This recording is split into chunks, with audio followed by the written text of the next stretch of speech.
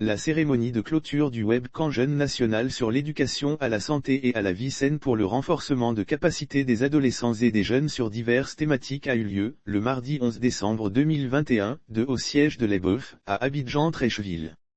Ce programme initié par l'Association ivoirienne pour le bien-être familial, EBEF, en partenariat avec le Fonds des Nations Unies pour la Population, UNFPA, et le Fonds des Affaires mondiales du Canada a pour but de pérenniser les actions de sensibilisation sur l'éducation complète à la sexualité chez les adolescents et les jeunes. En effet, du 18 au 21 décembre, ce sont plus de 500 adolescents et jeunes issus de la Côte d'Ivoire, du Niger, des États-Unis, etc. qui ont bénéficié des séances de formation par visioconférence sur plusieurs thématiques.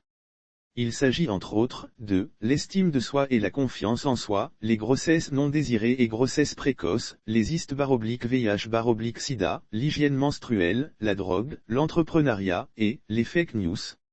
Le président national du mouvement des jeunes, MAJ, de l'AIBF, Paul-Philippe Guessan, a souligné que sa structure a organisé 2 activités majeures que sont le Webcamp Jeunes et une campagne digitale. Ce sont, dit-il, plus de 500 jeunes qui ont été formés sur le terrain et plus de 20 000 autres ont été sensibilisés sur les réseaux sociaux. Nous nous réjouissons de l'impact positif de cette activité car c'est environ 40% de ces jeunes qui ont décidé d'adhérer au mouvement. Ces formations ont également permis à ces jeunes de devenir des ambassadeurs auprès de leurs différentes communautés, a déclaré Paul-Philippe Guessan. Quant à la vice-présidente du MAJ de EBEF, Julienne Gébateau, par ailleurs formatrice, elle a souhaité que le slogan « Zéro grossesse en milieu scolaire » devienne effectif.